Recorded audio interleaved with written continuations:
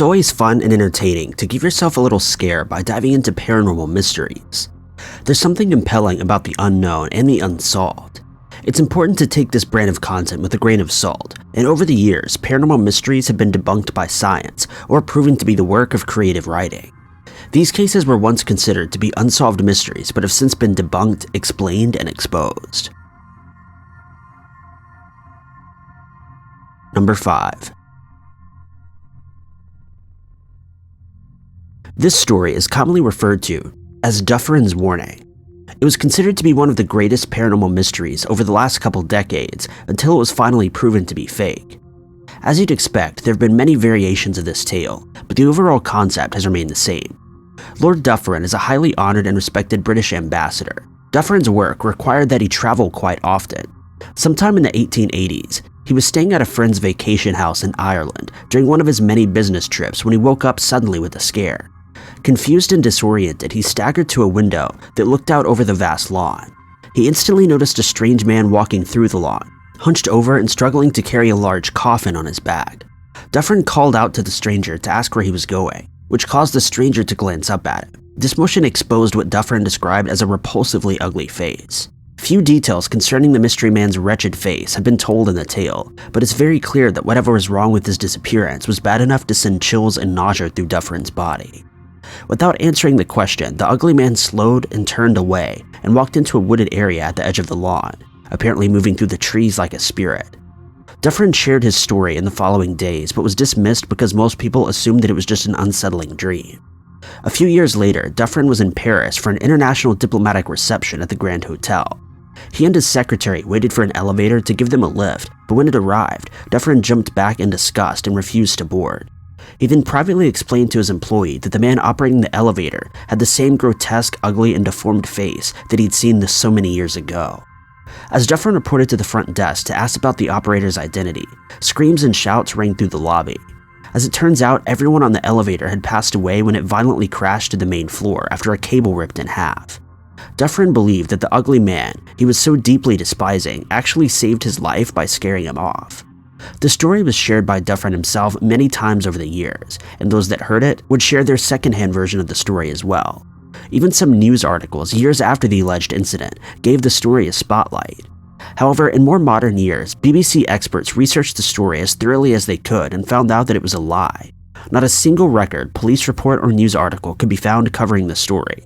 In fact, there had been no elevator-related loss at the Grand Hotel or Paris any time that this had allegedly occurred. Obviously, a case like this would have gained significant coverage, especially considering the type of event that was being hosted. Whether the story was completely made up, embellished, or altered by years of retelling, this commonly known take is a flat-out lie. Number 4. Chain letters have had a place in online communication for decades now. The specific form of chain letters that someone may be familiar with really depend on the person and the era of tech. This mystery features a good old-fashioned email letter that was first distributed in 2001. A few years later, the letter was still going strong and finally reached social media platforms, more specifically on Facebook. The letter was taken as truth and caused a stir online, as an unexplainable paranormal mystery or real evidence that God exists.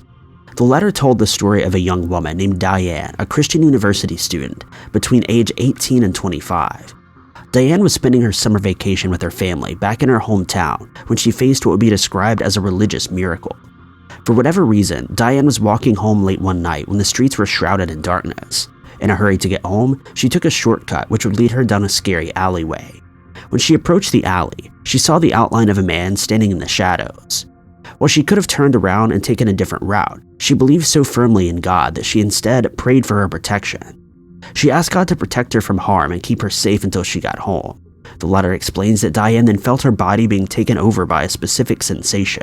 This sensation is always mentioned in the recounting of religious experiences. It's described as a warm, fuzzy, loving feeling that sometimes even feels overwhelming.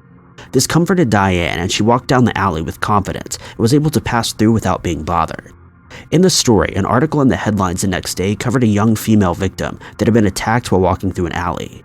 Diane reported to the police and was able to identify the man that she had seen that night.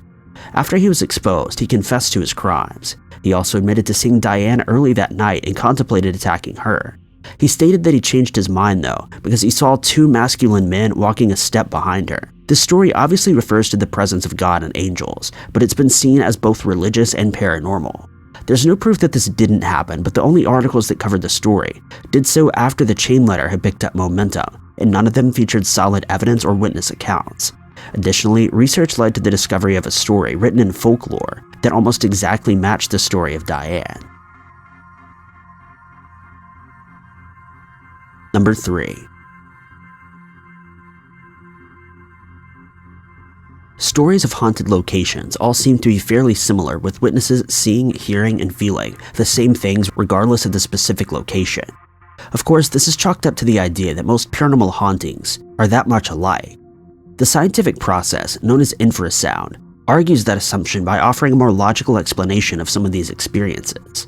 While inside of haunted buildings, witnesses report feeling chills down their spine, cold spots, shivers, and even the occasional hand on their shoulder. A professor and experimental officer named Vic Tandy was working late one evening in a supposedly haunted campus laboratory where he experienced what would be described as a paranormal encounter. He sensed a feeling of chills and discomfort and even spotted a gray, shadowy figure out of the corner of his eye.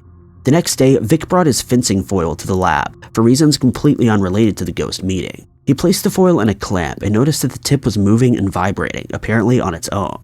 Being the professional that he was, Vic carried out an entire investigation, complete with tests and measurements to find the cause of the vibration. He learned that the lab, which had been described as haunted for many years, hosted an extractor fan. This fan, as it turns out, would send out sound waves at about 18.98 Hz. This wave measurement can't be heard by human ears, but the effects of what would soon be called infrasounds could still affect people and objects within range. In fact, the wavelength was confirmed to cause vibrations of the eyeball by NASA. It would cause the eye to vibrate in quick, short motions, usually resulting in gray, black, or white masses visible to the side of one's sight. Vic speculated that this kind of sound could be the cause of many apparent ghost sightings, especially in abandoned areas with damaged equipment. He ran various tests on supposedly haunted locations, all of which seemed to confirm his suspicion. He released an article in a scholarly journal called The Ghost in the Machine that outlines his discovery and tests. Number 2. There have been numerous accounts of alleged time travelers over the years. The most popular case involves photographic evidence of some kind, but in this case, the only available proof comes in the form of hearsay. The story of an apparent time traveler named Rudolf says sometime in the late 1950s, the employees of a morgue in New York City were faced with the baffling discovery when they obtained the body of a man brought in by the city ambulance. Obviously, the man was no longer alive and he'd suffered serious injuries from a car accident. He was dressed in old-fashioned clothing that seemed to resemble clothing choices from the mid-1800s. He even had a stovepipe hat on. In his pockets, ID cards and other materials were found that labeled the man as Rudolf Fitz. Many of these materials, including $70 worth of bank statements and a series of coins that all dated no later than 1876. The staff was shocked when they realized that they just delivered the body of a time traveler. No one ever claimed Rudolph's body, which supported the running theory. Witnesses reported that he was last seen standing in the middle of the road, as though he'd appeared from thin air, standing with a blank and stunned expression on his face. This story has been shared and even published countless times over the last few decades, and it's hardly changed any at all. It seems like a baffling paranormal mystery, but it is in fact just another tall tale. If you've ever heard the story of this through the grapevine, you might kick yourself when you realize that a minor amount of digging was required to unbox and debunk the truth. It turns out that this convincing story is a work of fiction created by the famous author Jack Finney, who focused on sci-fi tales. The story was published in a weekly magazine around the time the story allegedly took place. It seems that after the public got a hold of the story, it was retold as truth. For time traveler believers, it's almost sad to realize that the story is fake. Number 1. People with strong religious views put their faith into God and believe that he or she may carry them through anything. They also tend to believe that modern-day miracles can actually happen all over the world. While this might be true, the case of a Mumbai Jesus statue completely opposed the popular opinion of the Christians and Catholics in the area. A city in India called Mumbai featured a statue of a crucified Jesus in the center of the town. The statue caught attention in 2012 when the figure's feet began emitting a constant flow of water. The story went viral all over the world, and people began uploading their own photos and videos of them praying before the statue and drinking the water that flowed out. The weeping crucifix instantly became a religious and paranormal mystery, with the only logical explanation for the water flow being the power of God or a spiritual presence. Although visitors were thrilled over the statue and its water, religious and political leaders warned that there was no specific explanation for the water. As it would turn out, they were correct. It was discovered by an engineer that the water could be traced back to a sewage pipeline that was leaking and flowed through the statue's trail from the ground. So in the end, it was revealed that the spectators and people of strong faith were unfortunately drinking sewage water. Luckily, no one fell ill as a result, and that in itself is somewhat of a miracle. Thank you guys so much for watching. If you liked this video, be sure to click that like button, and if you loved it, maybe consider subscribing and clicking that notification bell to keep up to date with all of our future uploads. But I've been Ty Knots, and I'll see you in the next video.